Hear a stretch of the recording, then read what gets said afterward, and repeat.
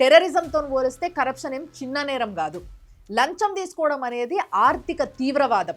దీన్ని కూడా దేశద్రోహం కింద పరిగణించాలి. దానికి తగ్గట్టుగా చట్టాలు సవరించాలి. లేకపోతే ఇది తగ్గే అవకాశమే కనబడతలేదు. రీసెంట్ గా Mahabubnagar deputy transport commissioner చేసిన అవినీతి ఏ రేంజ్లు ఉందంటే నాకైతే అసలు గుర్తుకు కూడా ఉంటలే. అందుకే ఇది తీసి పట్టుకున్న చూడు చదువుతాం. 50% stake in Lahari international hotel Nizamabad, 3000 square yard commercial furniture space in Nizamabad, 2 flats in Ashoka township Nizamabad, 31 acres of agricultural land in Nizampet Sangareddy, 10 acres of commercial land within Nizamabad municipal limits, poly house and shed spreads over 4000 square feet, bank balance 1,37,00,000, gold ornaments weighing about 1 kg, ఇంకెక్కువనే, ఒక Honda city car, Innova Crysta car. ఇవన్నీ ఆస్తులు government estimation ప్రకారమే 12,72,00,000 value ఉంది.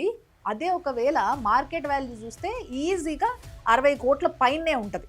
ఇవన్నీ చూస్తుంటే, ఇవన్నీ చదువుతుంటే నాకు ఒకటి అనిపిస్తుంది ఏంది అని అంటే, ఇట్లా రోజు ఒకళ్ళు పట్టుబడతా ఉంటారు కదా, వీళ్ళ ఇంట్లోకి ఏం డౌట్ రాదా? అంటే వీళ్ళు చేసే ఉద్యోగం ఏంది, వీళ్ళకి ఎంత జీతం వస్తుంది, వీళ్ళు ఇంట్లో ఏమేమి తెచ్చి పెడుతున్నారు, ఏమేమి ఆస్తులు సంపాదిస్తున్నారు, ఎక్కడెక్కడ కొంటున్నారు అనేది చూస్తుంటే, అరే ఇవన్నీ నీకు ఎట్లొస్తున్నాయని ఒక భార్యనో, ఇంట్లో ఉన్న తల్లిదండ్రులో, లేకుంటే వాళ్ళ పిల్లలో ఎవరో ఒకళ్ళు అడగాలి కదా, నాన్న నీ జీతం ఎంత, నాకు ఇవన్నీ ఎట్లా కొనిస్తున్నావు అని. లేకపోతే భార్య, అరే నీకు ఇంత జీతం వస్తుంది కదా, మనకి ఇవన్నీ ఇంట్లో మేనేజ్ చేసుకునేసరికి ఇంత పైసలు ఖర్చు అయిపోతున్నాయి, ఇంకా నాకు ఈ బంగారం ఎట్లా కొంటున్నావు, ఈ జాగలు ఎట్లా కొంటున్నావు అని భార్య కానీ, లేకపోతే తల్లిదండ్రులు, చూస్తున్న తల్లిదండ్రులు కానీ, నీ జీతం ఎంతరా, అసలు ఇవన్నీ ఎట్లా సంపాదిస్తున్నావురా అని ఎవరన్నా ప్రశ్నిస్తున్నారా?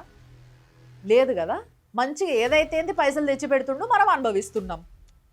ఇంకా మీదకెళ్ళి మన అదృష్టవంతులం అనే ఫీలింగ్లు ఉంటారు కావచ్చు. అందుకోసమే ఏం చేయాలి అని అంటే, ఎవరైతే ఇట్లా లంచాలు తీసుకుంటూ దొరికినరో వీళ్ళే కాదు, వీళ్ళ ఫ్యామిలీ మెంబర్స్ని కూడా అరెస్ట్ చేయాలి. ఎందుకంటున్నా అంటే, ఇట్లా తన కళ్ళ ముంగట్నే ఒక నేరం చేస్తున్నాడు అని తెలిసి కూడా పొయ్యి కంప్లైంట్ చేయకపోవడం చట్టరీత్యా నేరం.